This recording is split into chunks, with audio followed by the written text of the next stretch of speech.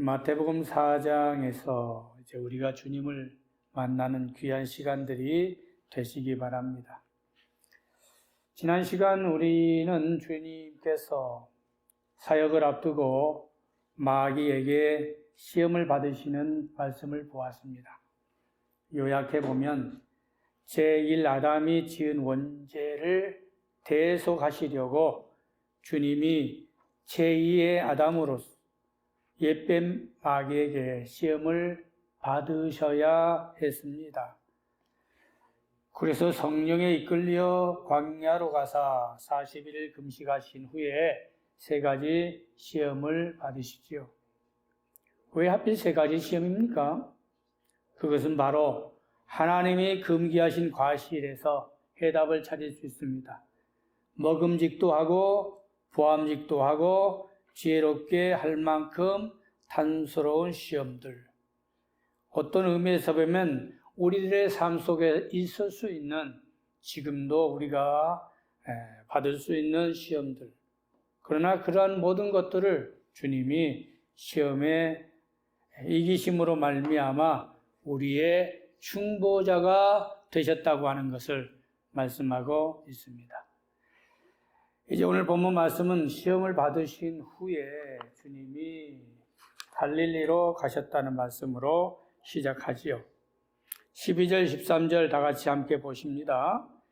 예수께서 요한이 답했음을 들으시고 갈릴리로 물러가셨다가 나사렛을 떠나 수불론과 납달리 지경 해변에 있는 가버나움에 가서 사시니. 당시의 시대적 상황을 우리는 아셔야 합니다.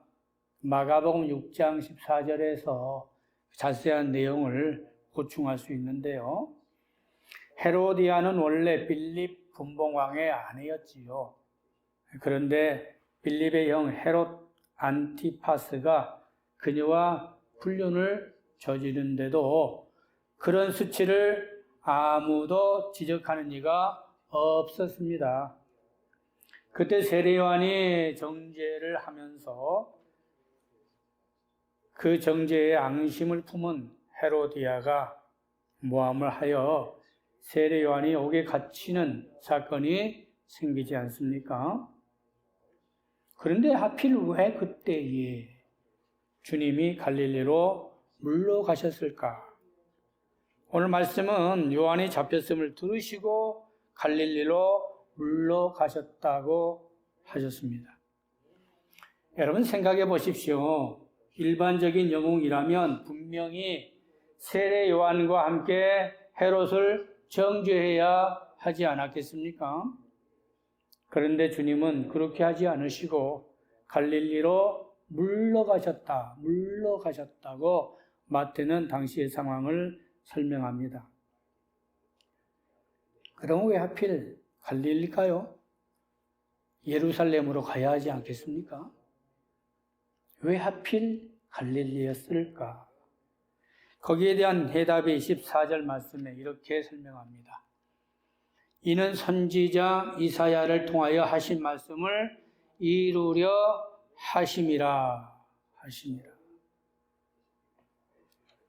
그렇습니다. 주님의 모든 삶은 인간의 감정이나 인기가 아닌 모두 말씀대로의 삶이요 오실 메시아에 응하시는 말씀을 이루기 때문이지요. 말씀대로 주님은 갈릴리로 가셔야 했습니다. 그럼 왜 하필 갈릴리일까요? 당시 갈릴리라고 하는 지역을 우리는 알아야 합니다. 갈릴리는 이스라엘의 북방 지역에 위치해 있지 않습니까? 그래서 예로부터 외부인의 침략이 잦았던 곳입니다. 그래서 본문 15절에도 이렇게 말합니다. 수불론 땅과 납달리 땅과 요단강 저편 해변 길과 이방의 갈릴리다. 갈릴리 지역을 남유대 사람들의 개념에는 이방 땅으로 보았어요. 분명히 지역은 이스라엘에 속한 행정구역인데도 그들을 바라보는 개념은 이방인과 같다고 할 정도의 그러한 곳, 바로 그것이 갈릴리였습니다. 그래서 마태는 이 지역에 대해서 이사야 선지자의 글을 이렇게 인용하면서 그곳이 얼마나 척박하고 가난한 곳이었는가에 대한 것을 강조하고 있습니다. 이사야 9장 1절 원문에 보면 이렇게 설명합니다. 전에 고통받던 자들에게는 흑암이 없으리로다. 예적에는 여호와께서 스불론 땅과 납달리 땅이 멸시를 당하게 하셨더니 후에는 해변길과 요단 저쪽 이방의 갈릴리를 영화롭게 하셨느니라. 척박하고 쓸모없는 볼모지 땅 갈릴리. 그래서 그곳에 많은 이방인들이 거쳐갔던 곳이고요. 그러한 곳이 얼마나 가치가 없었으면 열왕기상 9장 10절 여러분 기억나시나요? 솔로몬이 성전 건축을 하고 이제 20개 행정구역을 주지 않습니까? 히람에게. 히람이 너무나 성전 건축에 보탬이 되었어요. 근데 그때 히람이 뭐라고 말하죠? 기억나시죠? 성경 보신 분들. 열왕기상 9장 10절에 보시면은 히람 왕조차도 이곳을 가불 땅이다. 이 가불이라는 게 아마 아프가니스탄의 이 가불과 같은 용어인지는 모르겠지만은 가불 땅이라고 아주 그 땅을 싫어했어요. 가치 없는 땅을 주었구나. 벨벌 이런 땅을 나한테 주다니 그럴 수가 있을까? 할 정도의 그곳이 바로 갈릴리였다고 우리가 역사를 통해서 보면 알 수 있습니다. 그런 곳에 주님이 일부러 가셨다는 거예요. 오늘 이것을 마태는 강조하면서 갈릴리라고 하는 지역에서 주는 영적 의미, 그리고 오늘 이 메시지에서 우리와 관계되어져 있는 것이 무엇인가? 많은 사람들은 그리스도의 복음을 호화롭고 화려한 것으로 생각합니다. 그러나 주님의 복음은 그렇지 않습니다.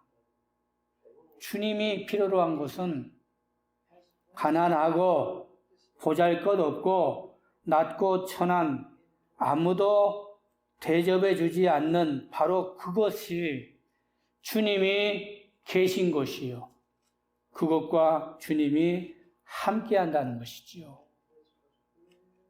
그런 주님께서 지금 상처받은 우리의 삶 속에서도 찾아오셔서 위로하시고 감싸매 주시고 격려해 주시는 줄 믿습니다. 그래서 이 갈릴리는 지금 우리의 삶 속에도 존재하고 있고요. 지금 우리가 살아가고 있는 우리의 현실 속에서도 주님이 찾아오시는 곳이 갈릴리일 줄 믿습니다. 그럼 주님의 복음에 이 갈릴리가 주는 의미가 무엇이고 그 갈릴리에서 주님이 무엇을 하셨는가? 오늘 말씀을 통하여 세 가지를 생각해 보겠습니다. 첫 번째, 그곳 갈릴리에서 주님이 하신 것은 복된 소식을 전하셨다는 것이지요. 17절 말씀 다 같이 볼게요. 이때부터 예수께서 비로소 전파하여 이르시되 회개하라 천국이 가까웠느니라. 갈릴리에서의 주님의 외침은 회개하라 천국이 가까웠느니라. 당시에 주님이 메시지를 전하실 때의 나이에 대한 것은 누가복음 3장 23절에 누가는 정확하게 설명하고 있죠. 주님의 나이가 30세쯤 되었다고 했습니다. 왜 하필 30일까요? 좀 더 빨리 일하시면 안 됩니까? 이 30이라고 하는 것은 그냥 인간의 나이가 아닌 하나님이 쓰시는 역사하심에 대한 바로 의미라는 것이죠. 유대인식의 나이 30은 제사장이 사역을 시작하는 나이입니다. 그렇다면 주님의 그 30의 사역의 시작은 곧 큰 대제사장으로서의, 영원한 대제사장으로서의, 마지막 대제사장으로서의 주님께서 우리를 위해 사역하시는 사역의 역사이심을 분명히 말씀하고 있다는 것입니다. 그러면 그때 주님이 외치신 첫 메시지가 회개하라, 천국이 가까웠다고 하는 것은 정말 중요한 메시지라고 하는 것입니다. 마태복음에 보면 마태가 주장하는 여러 가지 중에서 예수님이 특별히 강조하시는 부분이 천국이라는 것을 말씀하고 있어요. 마태복음에서 마태가 복음서에 세 가지를 주장하는데 그 중에 하나가 천국에 대한 말씀을 자주 주님이 말씀하셨다고 설명하고 있습니다. 5장의 산산수훈 말씀도 이제 천국에 대한 말씀으로 연결되지 않습니까? 그리고 13장에 가면 천국의 비유에 대한 말씀을 말씀하고 있습니다. 그리고 주님은 항상 사건마다 일마다 천국에 대한 말씀으로 귀결시켜 주시고 계시고요. 주님이 하신 비유조차도 모두가 다 천국에 대한 비유의 말씀으로서 해답을 주고 계시죠. 우리가 가야 할 유토피아, 바로 그것은 천국이라는 것입니다. 성도가 가야 할 우리의 본향 저 하늘나라, 우리의 소망, 바로 그것이 천국이기 때문에 그 천국에 있어서 진정 천국에 갈 수 있는 것은 회개밖에 없다는 거예요. 회개하라. 천국이 가까웠다 하는 이 메시지가 다시 말하면 주님께서 나로 말미암아 천국 갈 수 있음에 대한 진정한 회개를 말씀하고 있다는 것입니다. 천국에 들어가려면 무엇을 해야 할까요? 회개만이 전제가 되는 것이죠. 그런데 그 회개의 진정한 회개, 그 의미는 바로 대속하심으로 말미암아 주님께서 우리를 위해 대신 죄를 사하시며 구속 역사를 이루시는 것. 그래서 그 회개하라, 천국이 가까웠다고 주님의 첫 메시지가 시작되고 있다는 것입니다. 복된 말씀을 증거하는 갈릴리에서의 주님의 외침, 바로 그것이 주 예수 그리스도께서 우리를 위해 대속제물이 되셔서 천국 갈 수 있는 귀한 역사를 이루심을 보여주시고 계셨다는 것을 알 수 있습니다. 두 번째, 갈릴리에서의 주님의 외침은 바로 그곳에서 복음을 증거하는 주님의 제자들을 삼으셨다고 하는 것입니다. 18절에서 22절을 제가 읽습니다.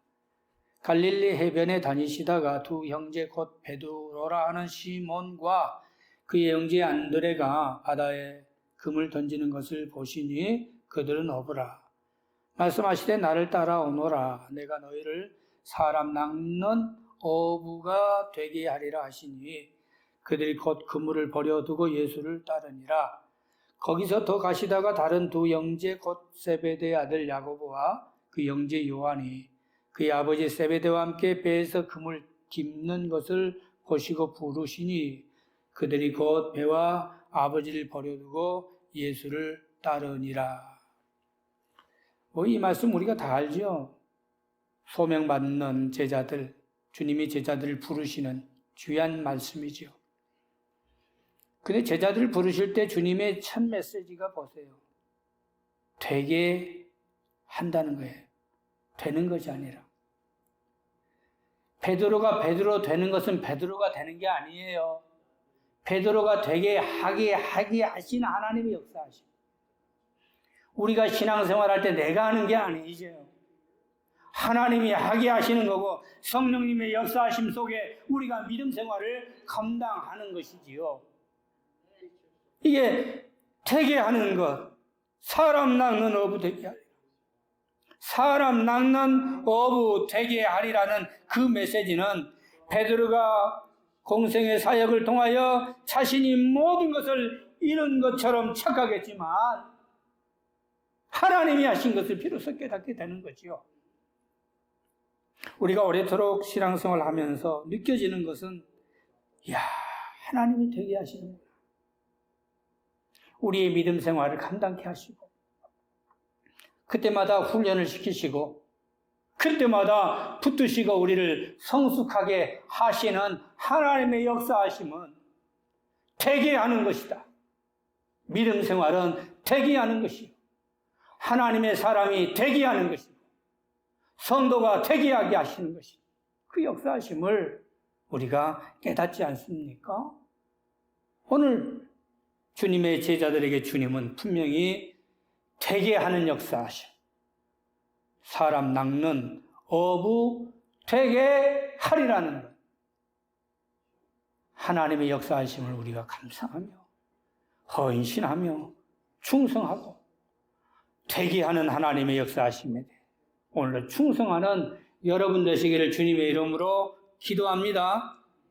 그런데 여기서 보면요, 오늘 제자들이 참 대단하신 분 같아요. 20절 말씀이나 22절에 보시면 공통적인 게 있습니다. 그들이 곧 그물을 버려두고 예수를 따른다. 어부가 되게 하겠다고 하니까 즉각적인 행동과 결단을 하죠. 곧 그물을 버려두고 22절에는 그들이 곧 배와 아버지를 버려두고 그랬어요. 여러분 이게 정말 쉬울 수 있을까요? 이렇게? 우리가 지금까지 믿음 생활을 해왔지만 결단하기가 얼마나 어렵습니까? 신앙생활 하면서 정말 버린다고 하는 게 내려놓는다는 게 그렇게 쉬운 게 아니잖아요. 베드로에게 사람 낚는 어부 되게 하리라. 주여 좀 생각할 기회 좀 주세요. 오늘 밤에 가족들과 상의한 뒤에 제가 알려드리면 안 되겠습니까? 할 수 있잖아요. 그런데 상의도 없이 생각도 없이 그냥 곧 그물을 버려두고 예수를 따랐다고 했어요. 어떤 의미에서 보면 자 이들 보세요. 여러분 이들이 버린 것이 한두 푼이 아닙니다. 한두 푼이 아닙니다. 그물이 찢어질 정도의 그런 수확물이라면 대단한 금액입니다. 간단하게 우리가 버리는 그런 몇 천 원, 몇 달러가 아니라는 이야기예요. 당시 어부들의 삶이 부유의 때입니다. 이스라엘의 어부들은요, 항상 나가면 잡아오기 때문에 그 소득이 만만치 않았을 겁니다. 그런데 주님의 말씀 한마디에 곧 배와 아버지를 버려두고 곧 그물을 버려두고 예수를 쫓을 수 있을까? 오늘 결단은요, 역시 제자다운, 역시 베드로다운, 역시 훌륭한 제자다운 모습들이에요.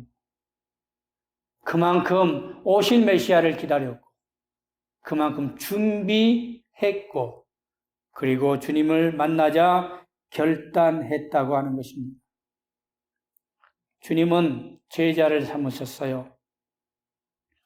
그리고 이제 갈릴리에서 제자들과 더불어 이제 사역을 시작하게 되었습니다. 근데 저는 이 말씀에서 세 번째로 생각해 보았어요. 베드로가 버려둘 때 그냥 과감하게 버려두었습니다. 모든 게 버립니다. 주님을 따릅니다. 라고 말했지만 마음 한구석에는 항상 그게 아까운 생각이 있었던 것 같은 생각이 들어요.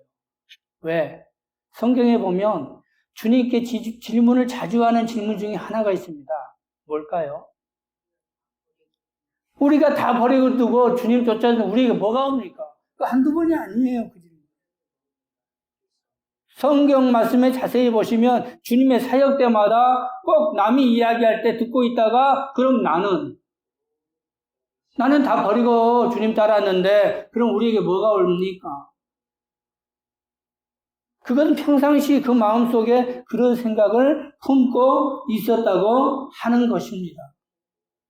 그때 감동으로 그때 은혜를 받아서 버렸지만 은혜라고 하는 것이 계속 지속되지 않지 않습니까? 제자의 삶을 살다 보면 때론 어려움도 있을 거예요. 주님 따르는 그 삶이 때로는 힘들 때도 있을 겁니다. 그럴 때마다 생각나는 게 뭐예요? 그때 내가 괜히 그거 버렸나? 그거 돈으로 환산하면 적지 않는 것인데 하는 생각을 했을 수도 있잖아요. 그런데 그때 주님이 주신 해답이 뭔가요? 모든 것을 다 버렸으면 거기에 몇 배? 100배라고 그랬어요. 할렐루야. 우리가 주님 따르면서 무엇이든지 주님께 드렸다면 반드시 주님은 여러분에게 몇 배? 100배로 갚아 주시는 줄 믿습니다. 그래서 위로가 되면서 또 힘을 얻고 나가며 승리할 줄 믿습니다. 세 번째 말씀을 그 다음에 보시면 주님의 복음에 갈릴리에서 하셨던 사역이 병자들을 고쳐주셨다. 이 19절, 25절까지. 자, 봅시다. 23절로 뛰어넘읍시다. 23절, 24절, 25절 시작. 예수께서 온 갈릴리에 두루 다니사 그들의 회당에서 가르치시며 천국 복음을 전파하시며 백성 중에 모든 병과 모든 약한 것을 고치시니 그의 소문이 온 수리아에 퍼진지라. 사람들이 모든 앓는 자 곧 각종 병에 걸려서 고통당하는 자 귀신 들린 자 간질하는 자 중풍병자들을 데리고 오니 그들을 고치시더라. 거기까지 봅시다. 우리 교인들 보면 건강하신 분이 없어요. 연세들이 좀 다 드셨기 때문에. 저는 지금까지 병원 신세 지지 않았지만 6개월간에 2번 큰 병에 걸려서 수술하고 병원 신세를 지다 보니까 요즘에는 건강이 참 우선이더라고요. 우리 교인들 참 건강이 참 걱정이 많이 됩니다. 그런데요, 연약하신 분들은 오늘 이 말씀에 힘을 얻으시기 바랍니다. 주님이 고쳐 주십니다. 주님의 사역 중에 하나가 주님은 치유의 사역, 치료의 사역, 고침의 사역이라는 것입니다.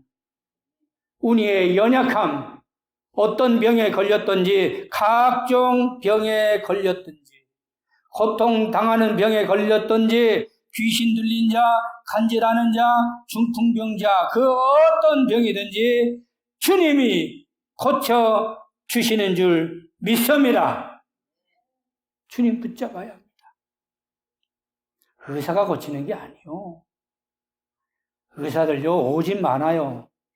저도 수술한 뒤에 그 오진회 때 아무나 보면 분명히 그래. 자기들이 아니면 뭘 하겠어요. 물론 의사들마다 자기들의 실력 차이가 있겠지요. 그러나 중요한 것은 의사도 고치지만 의사보다 더 중요한 주님의 손길에 은혜를 받으시기 바랍니다. 주님의 손길. 오늘 주님은 갈릴리에서 각종 병에 걸린 자들, 고통당한 자들, 귀신 들린 자들, 간질하는 자들, 중풍병자들 다 고쳐 주셨지 않습니까? 당시에는 아마 병자들이 많았을 것 같아요.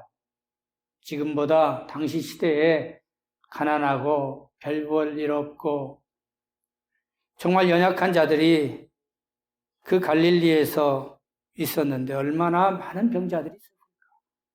치료 한번 받지 못하고 약 한번 쓰지 못했던 자들. 주님은 연약한 자들에게 위로가 되시는 분입니다. 여러분이 연약한 것이 무엇입니까? 우리의 부족한 분이 무엇인가요? 주님의 손길만 닿으면, 주님이 한 번만 만져주시기만 하시면 깨끗이 치료될 줄 믿습니다. 오늘 주님은 갈릴리에서의 많은 병자들을 고쳐주시고 만져주셨다고 하는 세 번째 사역을 통하여 오늘도 우리도 셈없는 여러분 되시기를 주님의 이름으로 기도합니다. 그렇다면 오늘 본문에서 마태가 말하고자 하는 결론이 뭘까요? 그것은 오늘 갈릴리라고 하는 보잘것없고 별 볼 일 없는 지역에 대한 말씀을 중심으로 하고 있다는 것입니다. 갈릴리에서 복음이 시작됩니다. 그리고 주님은 공생애를 갈릴리 중심에서 이 가버나움이라고 하는 본동네라고 성경이 나오죠. 홈타운, 이곳을 중심하여 주님이 사역하십시오. 그리고 십자가에 죽으시고 부활 후에 제자들에게 어디로 오라고 그랬어요? 다시 갈릴리로 와라. 그리고 갈릴리에서 함께 만나면서 또 마지막 주님이 갈릴리에서 정리하시고 그리고 승천하시는데 승천하실 때에 갈릴리 사람들아 라고 말씀하지 않습니까? 그렇다면 주님의 사역의 전체적인 중심 지역은 시작도 공생에도 그리고 부활 후에도 그리고 승천하시기까지 갈릴리였음을 알 수 있습니다. 호화로운 곳이 아닌 예루살렘의 대도시가 아닌 연약하고 별 볼 일 없고 보잘것없는 그 갈릴리. 그곳에서 주님이 소망을 주셨고 복음을 전하셨고 병자들을 고치셨고 제자들을 부르셨다면 오늘날 우리의 삶의 현장의 갈릴리는 어디인가? 오늘도 여러분 마음속에 여러분 삶 속에 갈릴리에 머물고 계시지는 않는지 그렇다면 바로 그곳이 주님이 계시는 곳인 줄 믿습니다. 그곳에서 주님 만나시고 주님께 부림 받으시고 주님의 사역에 여러분 오늘도 승리 역사가 있으시기를 주님의 이름으로 축원합니다. 그래서 25절에 갈릴리와 데가볼리와 예루살렘과 유대와 요단강 건너편에서 수많은 무리들이 주님을 따르는 역사가 있었던 것처럼 주님의 복음의 사역의 역사가 우리 노음교회와 그리고 세계 전 지역에 역사하심이 나타나시기를 주님의 이름으로 축원합니다. 기도합시다. 자비로우신 하나님 고맙습니다. 갈릴리에서의 주님의 외침, 오늘 말씀에서 주님은 크게 세 가지의 사역을 갈릴리에서 하시면서 오늘 이 사역을 마태는 우리들에게 교훈하고 있습니다. 이 시대의 갈릴리가 어느 곳인가? 나에게 있어서 갈릴리는 과연 어떤 지역인지 그곳에서 주님 만나면 모든 문제가 해결될 줄 믿습니다. 주님 만나는 시간 되게 하시고 주님 만나는 삶이 되어지게 하여 주시옵소서. 예수님 이름으로 기도드립니다. 아멘. 교회 소식을 장로님께서 전해 주십니다.